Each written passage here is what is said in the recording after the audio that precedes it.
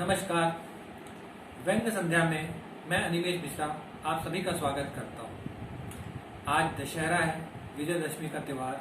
आप सभी लोगों को बहुत बहुत शुभकामनाएं। आज मैं आप लोग के सामने प्रसिद्ध व्यंग्यकार श्री प्रदीप मिश्रा की ही एक व्यंग्य रचना जिसका शीर्षक है प्रभु रावण का क्या हुआ प्रस्तुत कर रहा हूँ।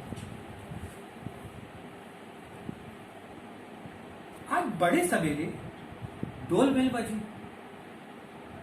इतने सवेरे मेरे घर पर कोई आफत या मेहमान ही आते हैं। दरवाजा खोला तो देखा दोनों में से कोई नहीं था।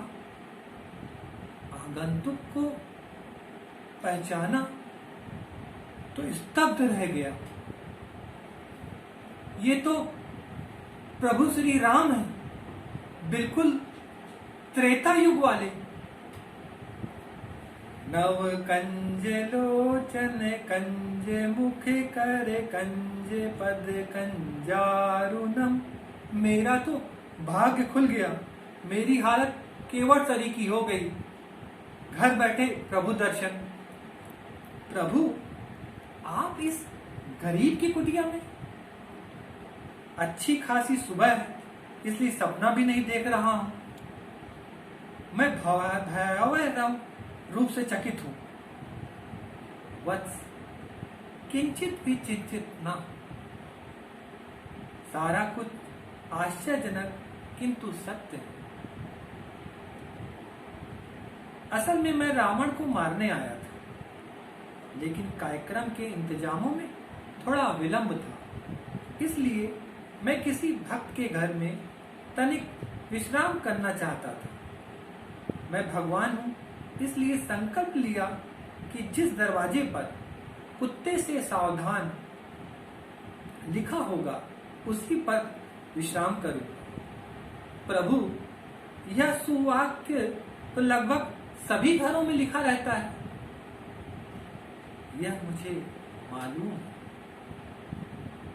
पर इस वाक्य के साथ मैं यह भी चाहता था कि उस घर का कुत्ता मनुष्य की तरह और मनुष्य कुत्ते की तरह व्यवहार करता हुआ मिले। वत्स मैंने अपनी सामान्य दृष्टि से कुत्ते से सावधान वाला वचन पढ़ा और दिव्य दृष्टि से तुम्हारे कुत्तावत व्यवहार को जाना, इसलिए तुम्हारे घर दर्शन करने चला आया।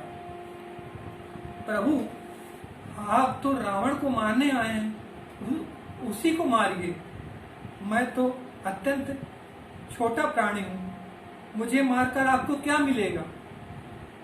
बात मिलने मिलने की नहीं है, और वैसे भी रावण को मारकर ही मुझे क्या मिला? वैसे आप रावण को मार कहां पाए?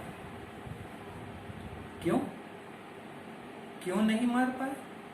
तुमने रामायण नहीं पढ़ी?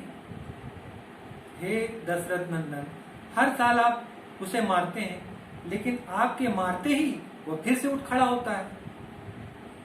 अब ऐसा भी क्या मारना, लगता है आप अपना काम सही तरीके से नहीं करते। प्रभु जिस काम को डे 1 में कंप्लीट हो जाना चाहिए, ना मालूम कितनी सदियां बीत गई और रावण अभी तक जस का तस है। मारना तो दूर, उल्टा अलग अलग पीली नीली लाल गाड़ियों में घूम रहा है। अरे ना मालूम कौन कौन से रूप धरे फल फूल रहा है। कोई सरकारी कर्मचारी अपना काम करने में 2 मिनट लेट हो जाए तो उसे स्पष्टीकरण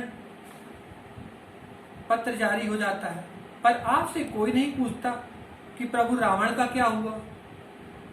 आखिर रावण में ऐसा क्या है जो वह भगवान के मारे भी नहीं मरता? वत्स असली रावण के साथ सबसे बड़ी मुश्किल है कि वह विद्वान भी है।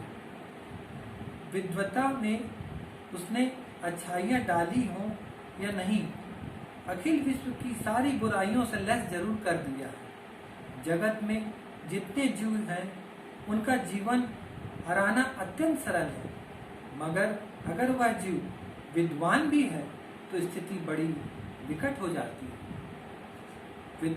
विद्वान अपनी हिफाजत का कोई ना कोई तरीका निकाल ही लेता है। अब सारे विद्वान प्रभुता संपन्न हो गए हैं, भगवान भी हारा है इनसे। इनके प्राण निकालने में यमराज भी हिचकिचाते हैं। ऐसा क्यों?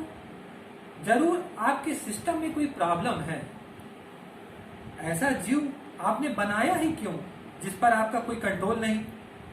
आपने तो बना दिया और वह सब सारे संसार की ऐसी तैसी किए पड़ा है।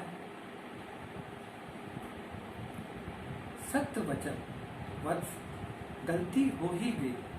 नहीं पता किस मुहूर्त में विद्वान नाम का प्रोडक्ट बन गया। प्रभु चिंतित हो उठे, फिर बोले, तुम भी तो विद्वान हो, रावण को मारने का कोई उपाय बताओ। हे मर्यादा पुरुषोत्तम, आपने त्रेता में जब रावण को मारा था तभी आपसे एक विकट ब्लंडर हो गई थी। ब्लंडर? कैसी ब्लंडर? प्रभु चौंके। प्रभु बुरा न माने, विभीषण जी ने रावण की नाभि में आपसे अटैक करवाकर उसका अमृत कुंड को तो नष्ट कर दिया था, पर उसके बगल में रखे विष कुंड की तरफ उनका ध्यान नहीं गया। वही विष रावण को जीवित रखे हुए हैं। विष किसी को कैसे जीवित रख सकता है? प्रभु, यह कलयुग है, इसमें तरह तरह के विष ही मनुष्य को जीवन दे रहे हैं। आतंक, भ्रष्टाचार, बदमाशियां, शैतानियां विष ही तो हैं जो तमाम तरह के रावणों को जिंदा रखे हैं, पाल पोस रहे हैं। इन विषयों को समाप्त कैसे किया जा सकता है? प्रभु, मैं एक क्षुद्र दीनहीन प्राणी सृष्टि की महानतम समस्या का हल कैसे बताऊं? आप तो भगवान हैं, आप ही कुछ करें। मेरे पास उस जहर का काट होता तो मैं तेरे पास समय क्यों नष्ट करता? चलो लक्ष्मण, इस बार रावण का वध ट्रेडिशनल तरीके से ही कर लेते हैं। अगले साल फिर किसी ज्ञानी से सलाह लेंगे, कहकर प्रभु रावण के पुतले का वध करने निकल पड़े। धन्यवाद।